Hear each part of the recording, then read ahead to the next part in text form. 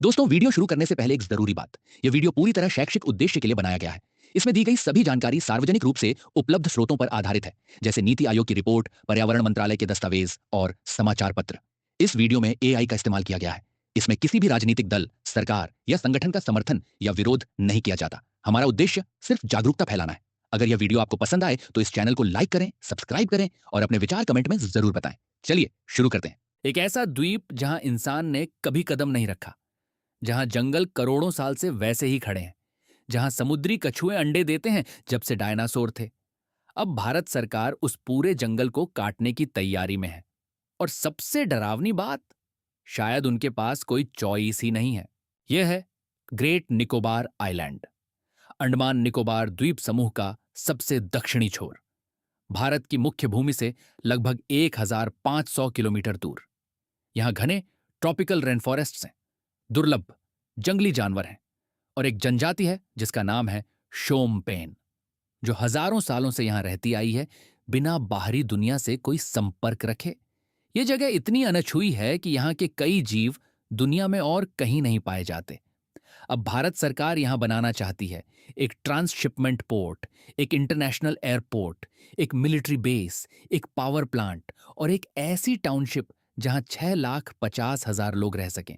इस सब के लिए 130 वर्ग किलोमीटर जंगल साफ होगा, 9 लाख से ज्यादा पेड़ कटेंगे और एक पूरी जनजाति का भविष्य अनिश्चित हो जाएगा। तो सवाल यह है, भारत ऐसा क्यों कर रहा है? जवाब सुनेंगे तो शायद आप भी रुक जाएंगे। लेकिन उससे पहले एक नंबर याद कर लीजिए। 80%, दुनिया का 80% समुद्री व्यापार इस द्वीप से कुछ 100 किलोमीटर दूर से गुजरता है। जो इस समुद्र को कंट्रोल करेगा वो दुनिया की इकोनॉमी को कंट्रोल करेगा। चाइना यह जानता है, भारत भी जानता है। और अब यह स्टोरी सिर्फ एक जंगल की कहानी नहीं रही। 2021 में भारत की नीति आयोग ने ग्रेट निकोबार आइलैंड के लिए एक विशाल विकास योजना पेश की। इस योजना के 4 मुख्य हिस्से हैं। पहला, एक वर्ल्ड क्लास ट्रांसशिपमेंट पोर्ट, इतना बड़ा कि दुनिया के सबसे बड़े कंटेनर शिप्स यहां रुक सकें, सिंगापुर और कोलंबो को टक्कर देने वाला। दूसरा, एक इंटरनेशनल एयरपोर्ट, ताकि यह द्वीप ग्लोबली कनेक्टेड हो सके। तीसरा, एक मिलिट्री बेस, जो इंडियन नेवी को हिंद महासागर के इस कोने में परमानेंट प्रेजेंस दे। चौथा, एक पूरी नई टाउनशिप 6,50,000 लोगों के लिए। कुल बजट 72,000 करोड़ रुपए, यानी करीब 8.5 अरब अमेरिकी डॉलर। और इसके लिए जो कीमत चुकानी होगी वो सिर्फ पैसों में नहीं मापी जा सकती। लेकिन रुकिए, क्योंकि यहां एक और कहानी चल रही है जो आपको शायद कोई नहीं बताता।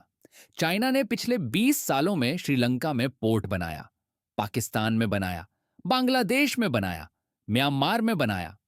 इसे कहते हैं स्ट्रिंग ऑफ पर्ल्स। ये एक स्ट्रैटेजिक घेराबंदी है, भारत के चारों तरफ समुद्र से। और ग्रेट निकोबार आइलैंड इस पूरी घेराबंदी का सबसे कमजोर पॉइंट है। अगर भारत यहां कुछ नहीं करता तो क्या होगा, वो सोचकर ही रात को नींद नहीं आती। अब बात करते हैं उस चीज की जो हम खोने वाले हैं। ग्रेट निकोबार आइलैंड पर 650 से ज्यादा प्रजातियां पाई जाती हैं। इनमें से 71 ऐसी हैं जो पूरी दुनिया में सिर्फ यहीं मिलती हैं। यहां नेस्टिंग करती है लेदरबैक सी टर्टल। यह दुनिया की सबसे बड़ी सी टर्टल है। 10 करोड़ साल से भी ज्यादा समय से यह धरती पर है। जब डायनासोर खत्म हुए ये बची रही और अब इसके नेस्टिंग ग्राउंड्स पर एक पोर्ट बनेगा। यह आइलैंड भारत के सबसे सीस्मिकली एक्टिव जोन्स में से एक है। साइंटिस्ट्स ने चेतावनी दी है कि यहां बड़े पैमाने पर कंस्ट्रक्शन करने से डिजास्टर का खतरा बढ़ेगा। 2004 की सुनामी जिसने इसी इलाके को तबाह किया था और 2 लाख से ज्यादा लोगों की जान ली थी, वो यहां के लोग आज भी नहीं भूले। और फिर है शोमपेन। 400 से भी कम लोगों की यह जनजाति हजारों सालों से इस जंगल में रहती आई है, बाहरी दुनिया से बिल्कुल अलग। उनके पास ना स्मार्टफोन है, ना बिजली, ना कोई पहचान पत्र। अगर अचानक 6 लाख लोग उनके पड़ोस में आ जाएं तो क्या होगा? एक्सपर्ट्स कहते हैं या उनके लिए सांस्कृतिक विनाश होगा। भारत सरकार के अपने फॉरेस्ट एडवाइजरी कमेटी ने भी इस पर आपत्ति जताई। एनवायरमेंटल एक्टिविस्ट्स ने नेशनल ग्रीन ट्रिब्यूनल का दरवाजा खटखटाया। साइंटिस्ट्स ने ओपन लेटर्स लिखे और फिर भी क्लियरेंसेस मिल गई। सोचिए एक सेकंड के लिए, अगर आपको चूज करना हो एक जंगल बचाओ या अपना देश बचाओ? और अगर दोनों एक साथ पॉसिबल ना हो तो आप क्या करेंगे? यही इम्पॉसिबल सवाल भारत के सामने है। अब सुनिए भारत का पक्ष, और यह कमजोर नहीं है। हर साल मलेशियन स्ट्रेट से 1 करोड़ 20 लाख से ज्यादा कंटेनर्स गुजरते हैं, दुनिया का सबसे बिजी शिपिंग कॉरिडोर। और भारत, जो एक विशाल इकोनॉमी है, जिसकी हजारों किलोमीटर लंबी कोस्ट लाइन है, इसका फायदा लगभग शून्य उठाता है। ज्यादातर शिप्स सिंगापुर में रुकती हैं, कोलंबो में रुकती हैं, इंडियन पोर्ट्स में नहीं। इसका मतलब भारत हर साल अरबों रुपए का पोर्ट रेवेन्यू, लॉजिस्टिक्स रेवेन्यू और स्ट्रैटेजिक लेवरेज खो रहा है। ग्रेट निकोबार का एक डीप वाटर पोर्ट ये बदल सकता है। इस आइलैंड की नेचुरल डेप्थ कई जगह 15 मीटर से ज्यादा है, यानी दुनिया के सबसे बड़े कंटेनर शिप्स बिना एक्सपेंसिव ड्रेडिंग के यहां आ सकते हैं। लोकेशन एकदम परफेक्ट है, दुनिया के सबसे इंपॉर्टेंट शिपिंग कॉरिडोर के बीच में। और मिलिट्री एंगल, अभी भारत के पास इस हिस्से में लगभग कोई प्रेजेंस नहीं है। ग्रेट निकोबार पर एक बेस से इंडियन नेवी को सर्वेलेंस, रिफ्यूलिंग और रैपिड रिस्पांस कैपेबिलिटी मिलेगी, जो भारत की स्ट्रेटेजिक रीच को सैकड़ों किलोमीटर बढ़ा देगी। और वो string of pearls, great Nicobar पर इंडियन प्रेजेंस उस पूरी स्ट्रेटेजी का काउंटर हो जाएगा। जैसे चाइना कह रहा है हम घेर रहे हैं, भारत कह रहा है हम देख रहे हैं, सरकार ने प्रॉमिस किया है कॉम्पेंसेटरी अफॉरेस्टेशन का, टर्टल्स के लिए स्पेशल लाइटिंग का वादा किया, शोम्पेन को उनके इलाके के अधिकार देने की बात कही।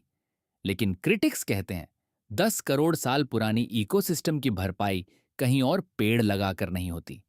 और एक अनकॉन्टैक्टेड ट्राइब के बगल में 6 लाख लोगों की टाउनशिप बसाकर उन्हें प्रोटेक्ट नहीं किया जा सकता। दोनों सच हैं, और यही इस पूरी स्टोरी का सबसे बड़ा दर्द है। तो अब कहां खड़े हैं हम? भारत के सामने एक documented, verified, real strategic threat है। ग्रेटर निकोबार प्रोजेक्ट उस थ्रेट का एक लॉजिकल जवाब है। लेकिन जो नुकसान होगा वो वापस नहीं होगा, जो जंगल कटेगा वो दोबारा वैसा नहीं उगेगा। और शोम्पेन के लिए यह उनकी पूरी दुनिया का अंत हो सकता है। इतिहास में जब भी गवर्नमेंट्स ने कहा है राष्ट्र के लिए कुछ लोगों की कुर्बानी जरूरी है, तो उन कुछ लोगों में हमेशा वही होते हैं जो छोटे हैं, कमजोर हैं, जिनकी आवाज कोई नहीं सुनता। इस बार वो 400 लोग हैं जिन्हें शायद यह भी नहीं पता कि उनके बारे में कोई फैसला हो चुका है। ग्रेटर निकोबार प्रोजेक्ट को स्टेज 1 एनवायरमेंटल क्लियरेंस मिल चुकी है। कंस्ट्रक्शन इस दशक में शुरू होगी। 2041 तक यह प्रोजेक्ट पूरा होने का टारगेट है। तब तक वो लेदर बैक सी टर्टल्स, जो करोड़ों साल से इन बीचेस पर अंडे देती आई हैं, शायद कहीं और जाने की जगह ना हो। वो शोम्पेन जिनका अस्तित्व 20वीं सदी तक बाहरी दुनिया को पता भी नहीं था, वो शायद एक 6 लाख की शहरी भीड़ में खो जाए। और भारत के पास शायद वो स्ट्रैटेजिक पोर्ट हो जो उसे चाइना की घेराबंदी तोड़ने में मदद करे। ये सब एक साथ सच होंगे। मैं आपको नहीं बताऊंगा कि यह सही है या गलत। सच कहूं तो ये एक ट्रेजेडी है, और ट्रेजेडी ये है कि यह शायद जरूरी भी है। लेकिन अगली बार जब कोई गवर्नमेंट किसी दूर दराज जगह के विकास की बात करे, तो याद रखना, यह सिर्फ विकास की कहानी नहीं होती, यह हमेशा पावर की कहानी होती है। इस बारे में कि किसकी जमीन मैटर करती है और किसकी जिंदगी देश के बड़े खेल में गिनती में आती है। अगर यह वीडियो आपको सोचने पर मजबूर कर गई तो चैनल को सब्सक्राइब करें, क्योंकि अगली वीडियो में हम बात करेंगे कि चाइना हिंद महासागर में आखिर क्या बना रहा है, और वो इससे भी ज्यादा चौंकाने वाला है।